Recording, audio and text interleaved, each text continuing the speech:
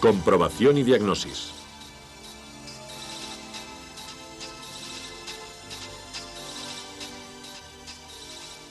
El refrigerante utilizado en los equipos de aire acondicionado es un compuesto químico que debe ser convenientemente manipulado con el fin de evitar posibles riesgos.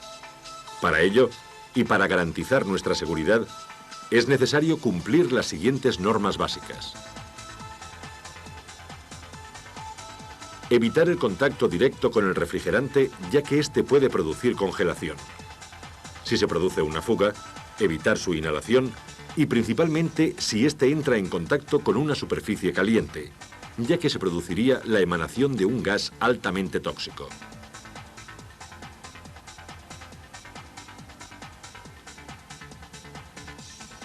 Por este motivo, cualquier manipulación debe ser realizada en lugares perfectamente ventilados. A la hora de trabajar en un equipo de aire acondicionado, debemos familiarizarnos previamente con la estación de carga que vamos a utilizar. En este caso, debido a su efectividad y facilidad de manejo, tomaremos como ejemplo la estación de carga de la marca Stack.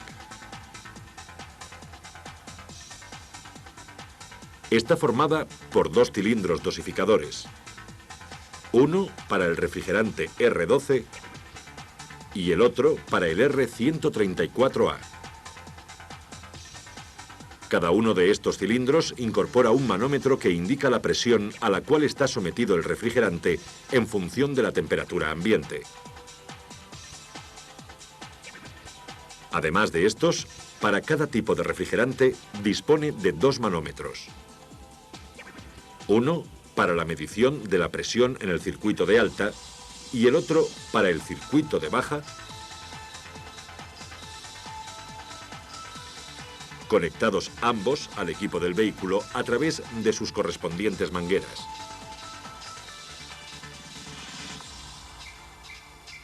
El último de los relojes de medición está conectado a la bomba de vacío y se utiliza para determinar la estanqueidad en el circuito.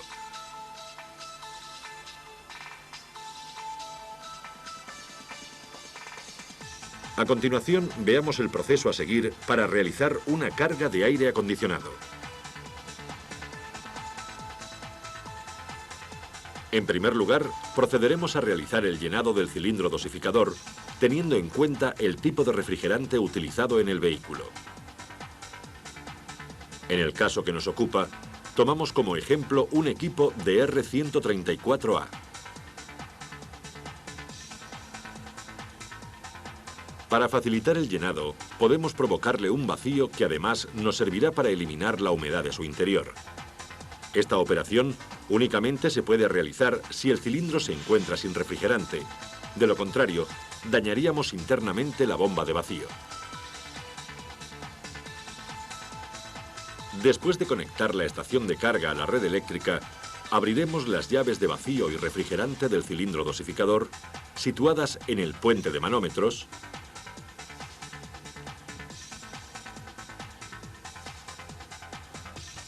y la de la línea de vacío. Ponemos la bomba en marcha, haciéndola funcionar durante aproximadamente 15 minutos. Transcurrido este tiempo, cerraremos todas las llaves y pararemos la bomba.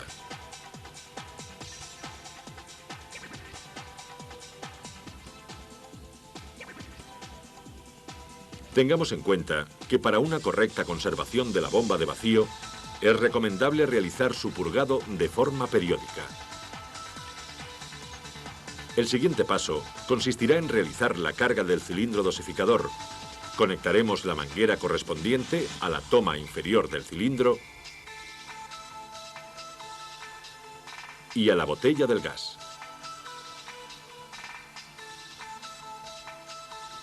Abriremos la llave de paso de la botella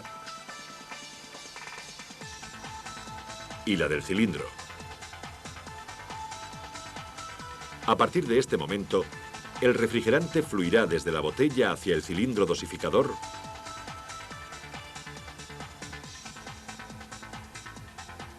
cerrando ambas llaves cuando éste contenga una cantidad superior a la necesaria para realizar la carga.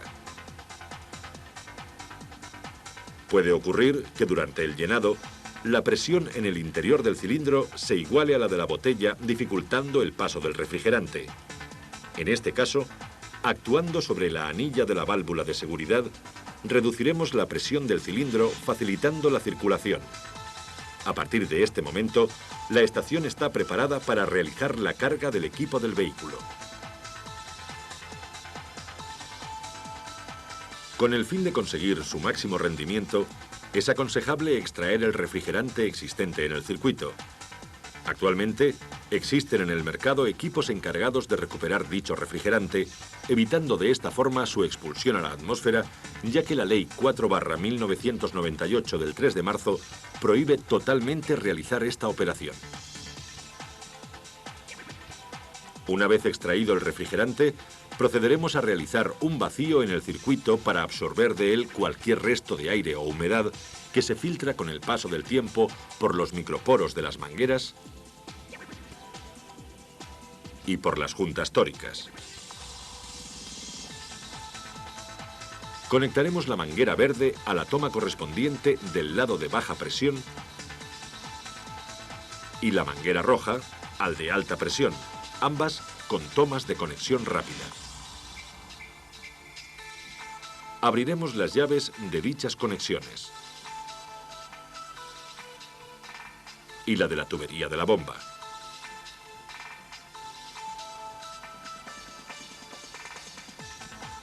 Y en el puente de manómetros, la de baja y la de vacío.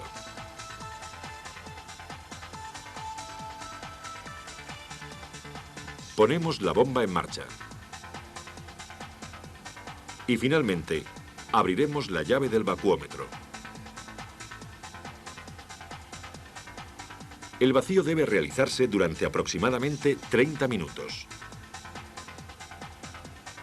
Transcurrido este tiempo, cerramos la llave de la tubería de la bomba y paramos esta.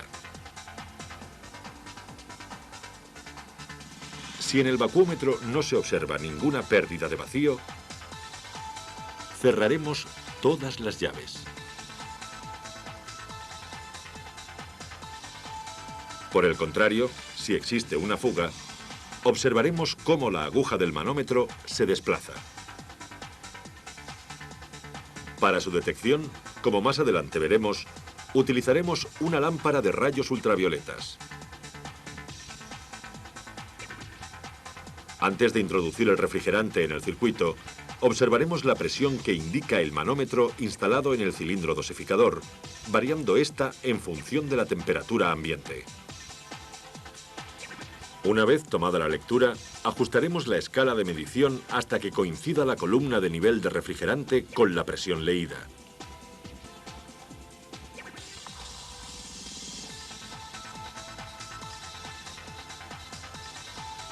Este procedimiento debemos seguirlo para saber exactamente la cantidad de refrigerante que vamos a introducir.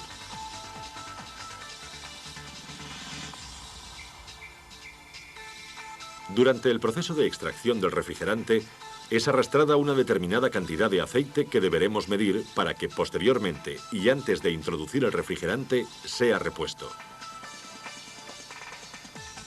Para realizar esta operación, abriremos las llaves de paso.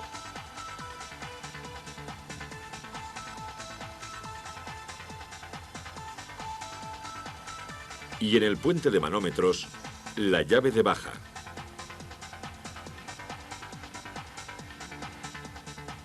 Siendo así el propio vacío quien aspire el aceite hacia el interior del circuito. Cerrando las llaves al finalizar la operación.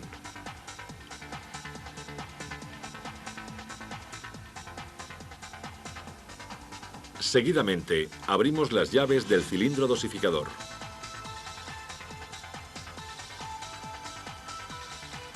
La del refrigerante y la de alta,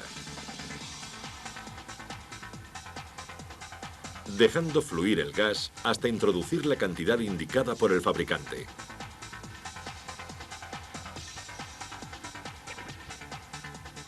Si no es posible la entrada de todo el refrigerante debido a la igualación de las presiones del cilindro y del circuito,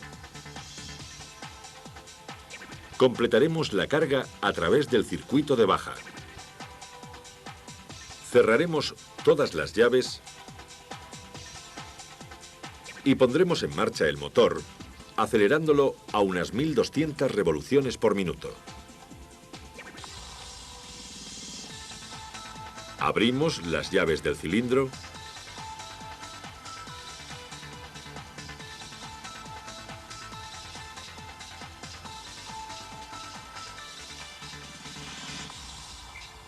La del refrigerante del puente de manómetros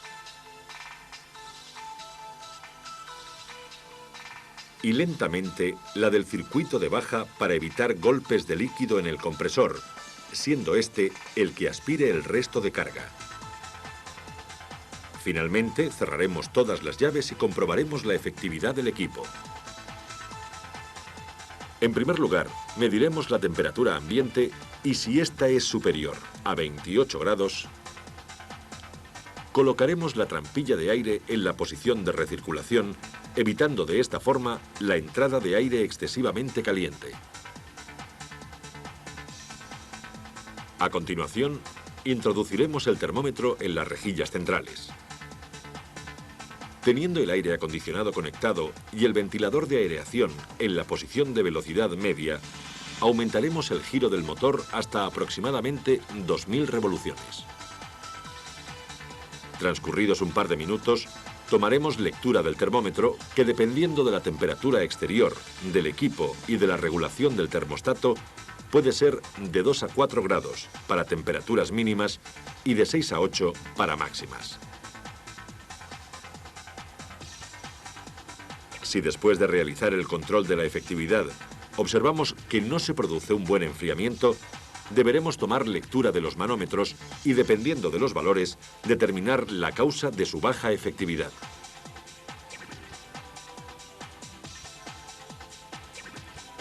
Si el funcionamiento del equipo fuese el adecuado, los valores de presión con una temperatura ambiente de 20 grados oscilarían entre 0,8 y 1,8 bares para el circuito de baja presión y entre 12 y 17 bares para el circuito de alta presión.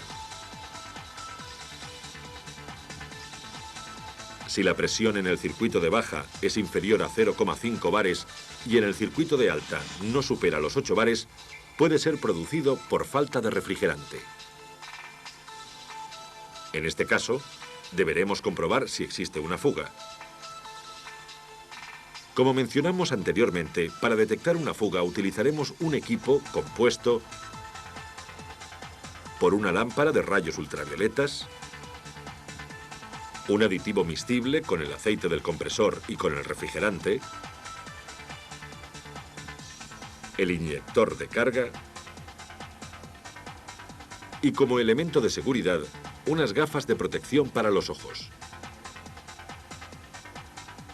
Introduciremos el aditivo en el circuito a través del inyector de carga.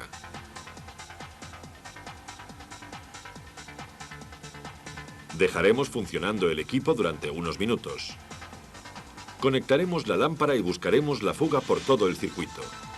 Cuando el haz de luz de la lámpara llegue al punto por donde se produce la fuga, veremos una mancha fluorescente producida por el propio aditivo. Una vez localizada y reparada la fuga, volveremos a realizar el proceso de carga, siendo recomendable introducir una ampolla de aditivo para que en un futuro, si llegase a existir otra fuga, podamos detectar fácilmente la zona afectada.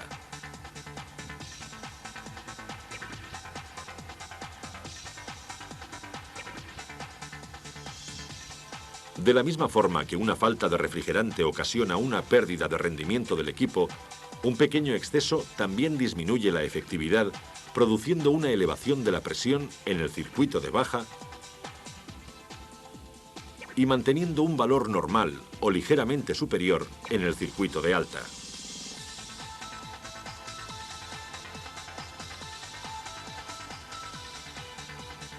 Si la presión en el circuito de baja es superior a 2,5 bares y la de alta entre 12 y 15 bares, es indicio de que la válvula de expansión se encuentra abierta o las válvulas del compresor comunicadas.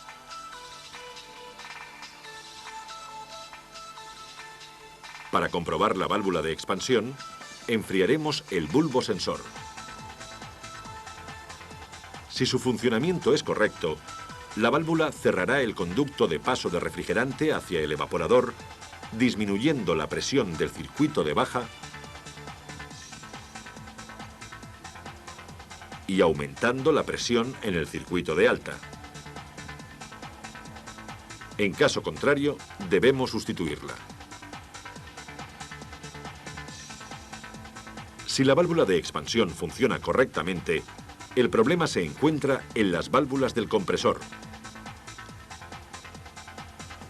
por lo que procederemos a su desmontaje y sustitución. Otra avería que puede producirse en la válvula de expansión es que ésta se quede cerrada, y entonces la presión en el circuito de baja será inferior a la normal y en el circuito de alta será correcta, tendiendo a descender en determinados casos. Para su comprobación, calentaremos el bulbo sensor y si no se observa variación en las presiones, será indicio de que ésta se encuentra agarrotada. Por lo tanto, debemos sustituirla. Otra de las averías que se pueden producir en el circuito es la saturación del acumulador deshidratador. En este caso, observaremos que el manómetro de baja indica una presión inferior a la normal y el manómetro de alta un valor normal o ligeramente superior. Si por el contrario el acumulador está obstruido, la presión de baja y la de alta tendrán valores elevados. Tanto si la avería es producida por saturación como por obstrucción, será necesario sustituir al acumulador.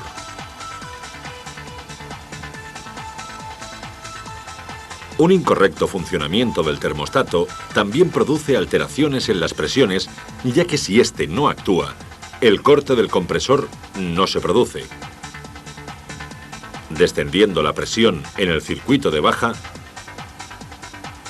y aumentando en el de alta. En este caso, la temperatura en los aireadores sería excesivamente baja, pudiendo incluso llegar a la congelación del evaporador. También puede ocurrir que el termostato corte el funcionamiento del compresor antes de lo debido, consiguiendo temperaturas elevadas en los aireadores. En este caso, la presión en el circuito de baja tendrá un valor elevado y la presión en el circuito de alta un valor normal o ligeramente bajo. Otra avería que puede producirse es la falta de refrigeración en el condensador debido a una obstrucción o a un fallo en el funcionamiento del electroventilador. En este caso, la presión en el circuito de baja será normal o ligeramente alta, mientras que en el circuito de alta la presión aumentará excesivamente. También puede ocurrir que el embrague del compresor patine debido a una insuficiente alimentación eléctrica, no creándose la fuerza de atracción necesaria para poder arrastrar los órganos internos del compresor. Este efecto produce la elevación de la presión en el circuito de baja, mientras que en el circuito de alta será de un valor relativamente bajo. Estos valores, además de producirse por patinamiento del embrague, pueden venir determinados por pérdidas en las válvulas, en el retén o incluso entre pistones y cilindros. Pasemos a analizar las verificaciones que debemos realizar en el circuito eléctrico.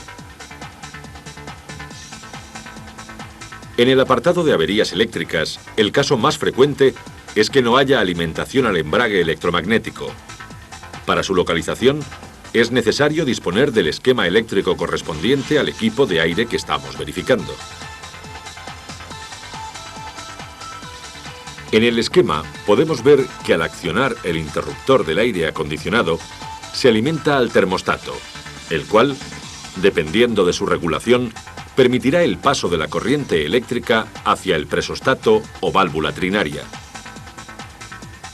Si en el circuito existe la presión adecuada, este mantendrá los contactos cerrados, permitiendo el paso de la corriente hacia la conexión 86 del relé de alimentación del embrague. Al ser la conexión 85 una toma de masa, el relé se activará pasando la corriente al 87 para alimentar al embrague electromagnético del compresor. Para localizar la interrupción que impide el funcionamiento del compresor, empezaremos verificando la tensión de alimentación al embrague electromagnético. Ponemos el motor en marcha. Accionamos el interruptor de aire acondicionado y conectamos el voltímetro entre el cable de alimentación del embrague y masa. El valor de tensión obtenido debe ser igual al de la batería. Si existe tensión y las conexiones 30 y 87 son correctas, pero el embrague no actúa, deberemos sustituir el relé.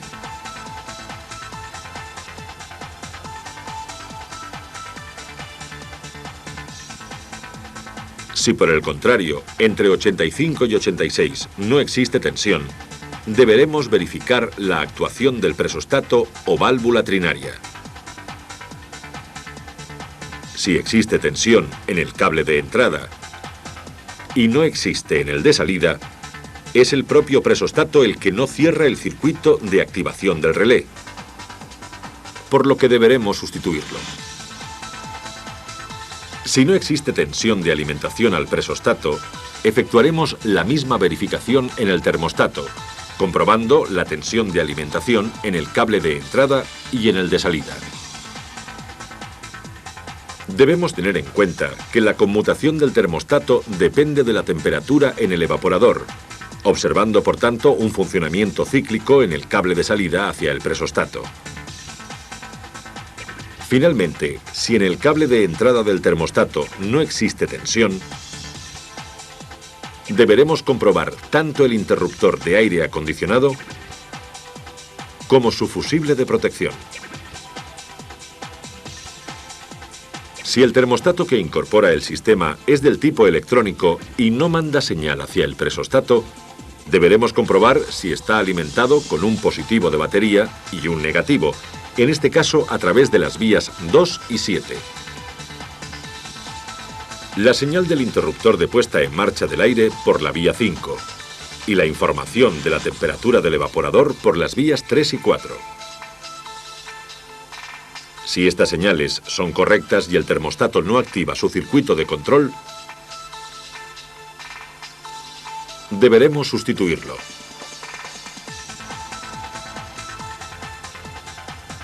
También puede ocurrir que exista alimentación eléctrica al embrague electromagnético y sin embargo este no actúe, bien porque el bobinado esté cortado o cortocircuitado. Para comprobar el bobinado, mediremos la intensidad de corriente intercalando el amperímetro en el cable de alimentación. El valor obtenido debe estar comprendido entre 3,5 y 4,5 amperios.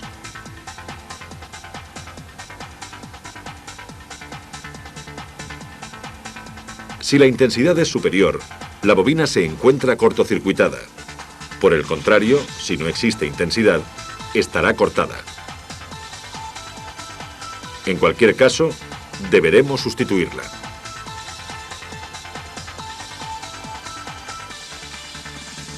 Otra de las averías que se pueden producir es que el electroventilador del condensador no actúe.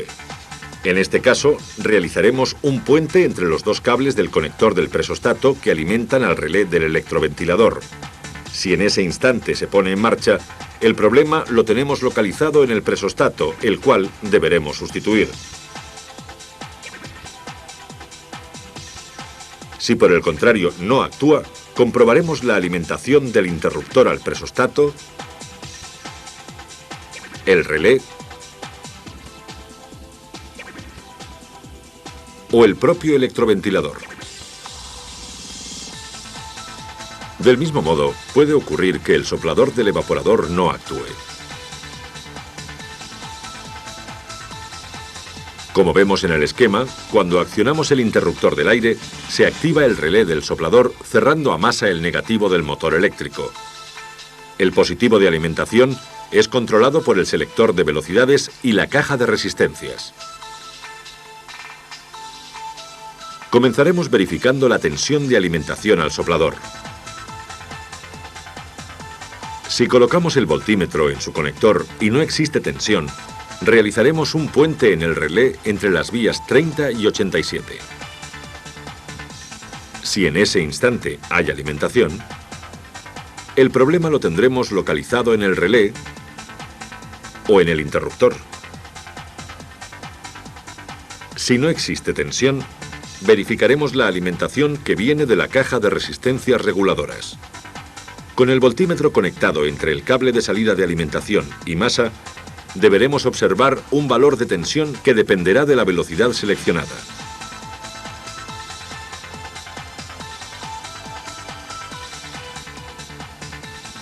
En caso contrario, verificaremos si el selector de velocidades alimenta a la caja de resistencias. Pasemos a continuación a detallar las verificaciones mecánicas más usuales realizadas sobre los componentes del sistema. Empezaremos por el compresor, concretamente con el embrague electromagnético. El patinamiento de este elemento puede venir determinado, además de por una insuficiente alimentación eléctrica, por una mala regulación de la distancia existente entre la placa frontal y la polea de arrastre. Dicha distancia la mediremos introduciendo una galga entre la placa y la polea, siendo esta normalmente de 0,4 a 0,8 milímetros. En el caso de tener que modificar esta separación, actuaremos quitando o poniendo las arandelas calibradas que se encuentran alojadas entre el asiento de la placa y el eje. Además de la distancia, nos aseguraremos que la polea gire sin ruidos ni agarrotamiento, ya que de lo contrario deberemos sustituir el rodamiento. En lo que respecta al interior del compresor, algunos componentes como el retén, las juntas, los rodamientos y la placa de válvulas son elementos fácilmente sustituibles. Sin embargo, en determinadas ocasiones, es aconsejable optar por el cambio del compresor.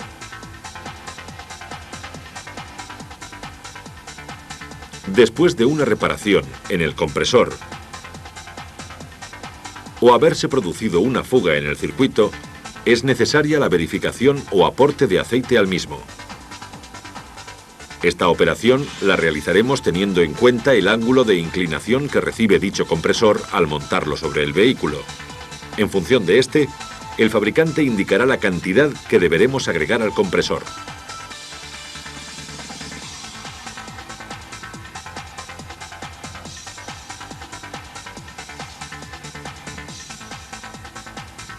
Otra de las operaciones importantes es el ajuste del termostato en aquellos sistemas en los cuales este dispositivo tiene regulación.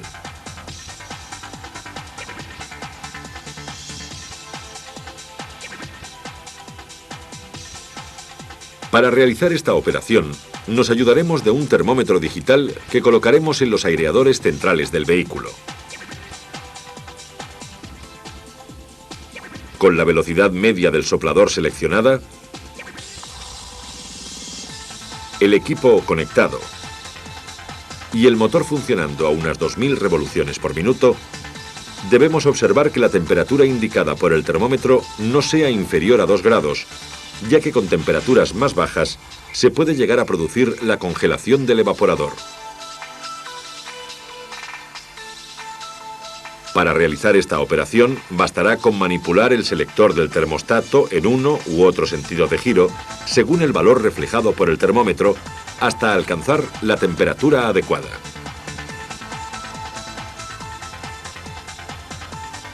El descenso de la capacidad frigorífica en un equipo es el principal indicio de que existe una anomalía en el circuito.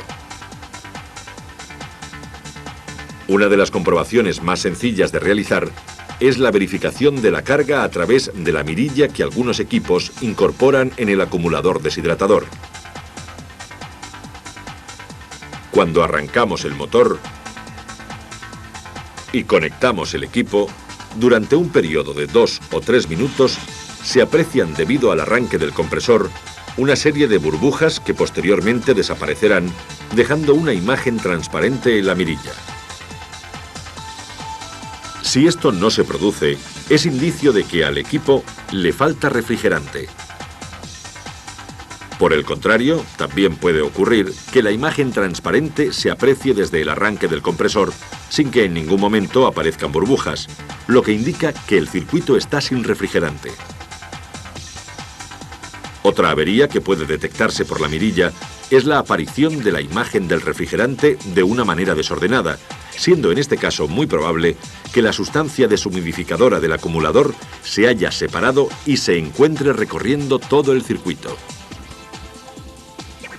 La aparición junto con el refrigerante de manchas de aceite indica un exceso de este, una falta de carga o problemas internos del compresor.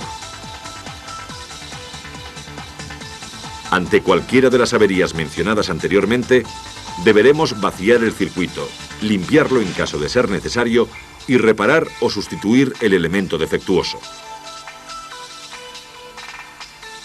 Con estas verificaciones, damos por finalizada la videoproducción de la comprobación y diagnosis de los equipos de aire acondicionado.